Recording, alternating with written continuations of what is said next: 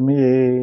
လွန်ခဲ့တဲ့နှစ်လောက်ကသကြံမှာတောင်ကြီးကိုဖေဖေစာသွားရေးတယ်ဖေဖေရဲ့ခြံလေးတွေကနေပြီးတော့နေမင်းကြီးထွက်လာတာကိုကြည့်ပြီးဖေဖေကနေမင်းကိုနှုတ်ဆက်စကားပြောတယ်ဆုတောင်းတယ်သမီးအဲ့ဒါလေးသမီးလေးများအတူယူနိုင်မလားလို့ဖေဖေပြောပြမယ်နော်မင်္ဂလာပါရှင်နေမင်းစိုးရင်ထိတ်လန့်ပွဲကောင်းတဲ့ညသကောင်အမှောင်ကိုတိုက်ထုတ်ပြီးလူသားတွေကိုအလင်းပေးတဲ့ရှင်နေမင်းကိုအထူးကျေးဇူးတင်ပါတယ်အမောင်တူထဲမှာစိုးထိတ်ကြောင်းရင်သူများလဲရှင်နေမင်းရဲ့အလေးရောင်ကြောင့်အာမန်ရယူနိုးထခဲ့ကြပြီ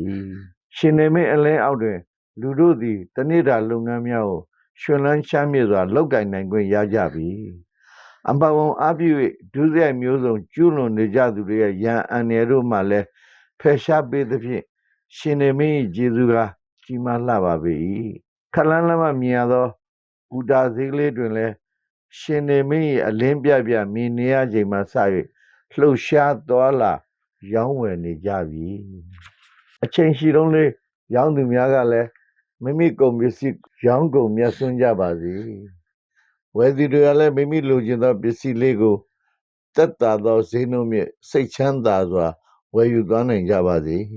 ရှင်နေမင်းကြိုးစိုးပြီးကျမ်းမာရှင်လန်းစွာနိုးထခဲ့ရသဖြင့်မိမိဘဝမိမိကံကြမ္မာကိုမိမိကိုဆောက်ရှောက်နေတဲ့သမာဓိဝနတ်ကောင်းနှမြတ်များမမြင်ရသောပုဂ္ဂိုလ်များကိုလည်းအထူးကျေးဇူးတင်ပါသည်ဤယနေ့ဒါဖို့ဝယ်ဒါနကုသိုလ်သီလကုသိုလ်ဘာဝနာကုသိုလ်တစ်ခုကိုရအောင်ကြိုးစားအားထုတ်ပါသူတို့ထူအားစိတ်ဆင်းရဲကိုယ်ဆင်းရဲဖြစ်စေပြီးထိခိုက်နာကြအောင်မလုပ်မိဖို့ရှောင်ရှားပါ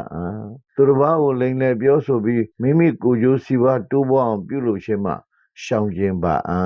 မတော်လောဘနဲ့စီးပွားရှာနေကြသည်များမိမိကိုယ်ကျိုးမှလွဲ၍ဘာကိုမျှမမသိသောလူလူချင်းမဆာနာတတ်သူများလူစိုးလူမိုက်လူယုံမှန်များနဲ့လည်းဝေးရပါလို့မိမိတနေ့တာဆုတောင်းအဋ္ဌံများကိုလည်းရှင်နေမင်းရှိတွင်သစ္စာပြုပါမိမိချစ်သူခင်သူများ